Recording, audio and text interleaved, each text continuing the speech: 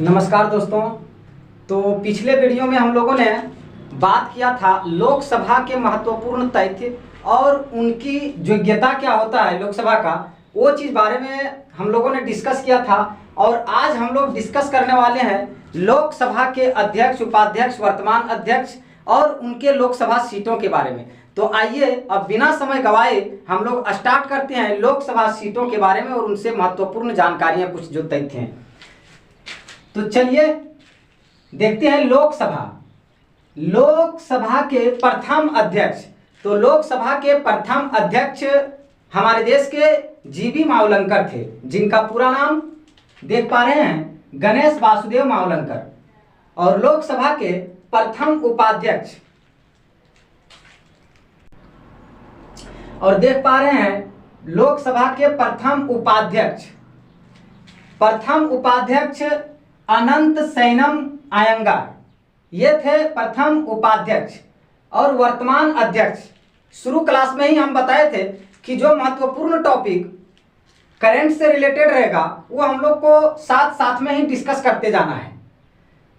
तो ये ओम बिरला हैं वर्तमान स्पीकर, और ये ओम बिरला 17वीं लोकसभा के वर्तमान अध्यक्ष हैं। और ये आते हैं राजस्थान राज्य से और इनके लोकसभा निर्वाचन क्षेत्र कोटा है।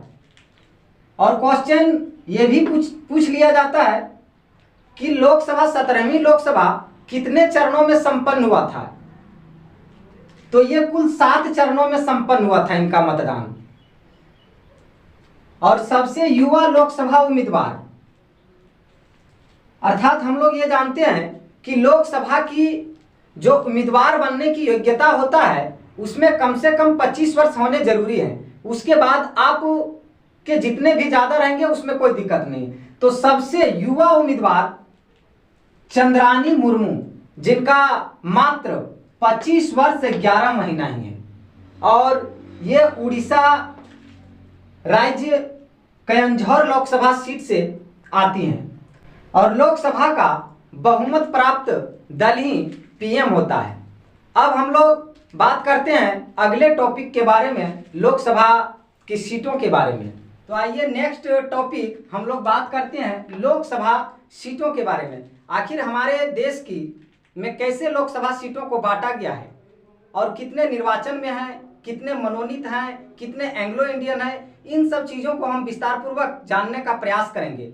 तो आइए देखते हैं। अगर दीदी क्वेश्चन आप लोगों से पूछ ले कि हमारे देश में लोकसभा सीटों की अधिकतम संख्या कितनी है, तो 552 हो जाएगा। 552 अधिकतम सीटों की संख्या है। लेकिन अगर यदि पूछे निर्वाचन के लिए, तो निर्वाचन के लिए 545 होगा। ध्यान देंगे कि निर्वाचन में पूछे तो 545 और लोकसभा की अधिकतम सीटें पूछे तो वहां 552 हो जाएगा। लेकिन इसमें ऐसा भी प्रावधान रखा गया है, जो देख पा रहे हैं अधिकतम 552, अधिकतम निर्वाचन जो 550 है, ये अधिकतम की बातें मैं भी कर रहा हूं। तो अधिकतम में 550 और 2 एंग्लो इंडियन। उसके बाद 550 में क्या सभी राज्यों से 550 को दिया गया है? नहीं, उसमें से राज्य से 530 लोकसभा सीटें हैं। और हमारे देश में केंद्र शासित प्रदेश जो वर्तमान में 8 केंद्र शासित प्रदेश हैं। आइए इसको भी हम लोग नोट कर लेते हैं, क्वेश्चन यहां से भी पूछता है। यूटी अभी टोटल 8 हैं, ये 8 केंद्र शासित प्रदेश हैं।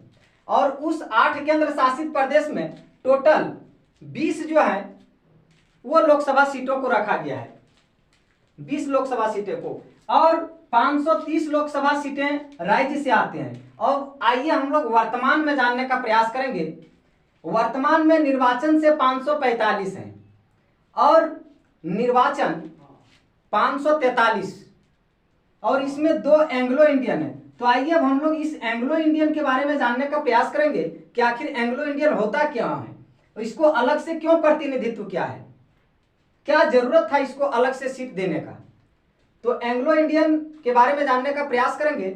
एंग्लो इंडियन वह होता है जो, जैसे कोई विदेशी लोग हमारे देश में आए थे और जब हमारा देश आज़ाद हुआ तो वो सब विदेशी लोग चले गए। अर्थात कहने का मतलब यह हुआ वे सब यहाँ भारत में आए और आने के बाद यहाँ के इंडियन लड़की से शादी किए और इंडियन लड़की से शादी करने के बाद वो यहाँ जो संतान पैदा हुआ उस अपने संतान को छोड़ करके और स्वदेश लौट गए, अर्थात अपने देश लौट गए।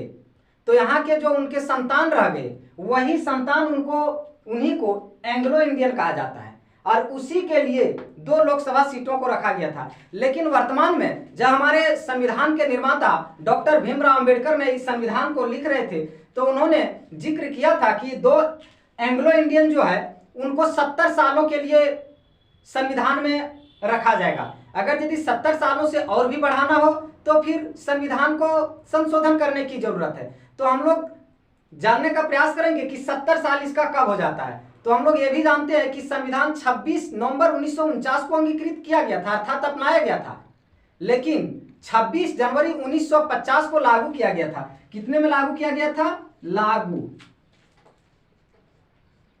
26 जनवरी 1950। अब ये जब आ जाएगा 26 जनवरी और अभी चल रहा है 2022, तो 2020 जब आया तो देखिए 50 साल और 20 साल 70 साल हो गया। तो अंबेडकर जी ने जब संविधान लिखे थे तो 70 साल के लिए इनको आरक्षण दिए थे, 70 वर्ष के लिए। तो यहां तो 70 वर्ष हो जा रहा है 2020 तक।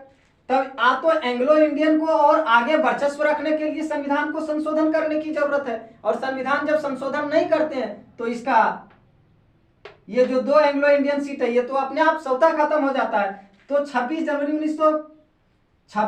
2020 को ये तो 70 साल हो गया। तो यहां देखते हैं कि जब संविधान संशोधन किया गया, यानी 104 संविधान संशोधन 2020, उसमें लोकसभा के एंग्लो इंडियन जो सीट था, एंग्लो इंडियन, उसको समाप्त कर दिया गया।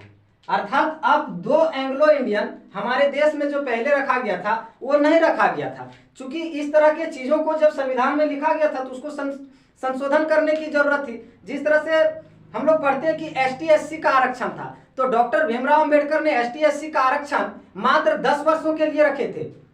तो 1950 में जब संविधान लागू हुआ तो 1960 10 साल हो गए, तो फिर से 10 साल के लिए संविधान संशोधन किया गया और 1970 किया गया, और 70 में भी फिर 10 साल संशोधन किया गया, 80 किया गया, फिर 90, फिर इस तरह से करते करते जब 2020 आई तो उसको फिर से 2030 तक कर दिया गया है संविधान संशोधन के बाद एसटी एससी का आरक्षण। लेकिन इसको आगे नहीं बढ़ाया गया, तो ये तो समाप्त हो गई।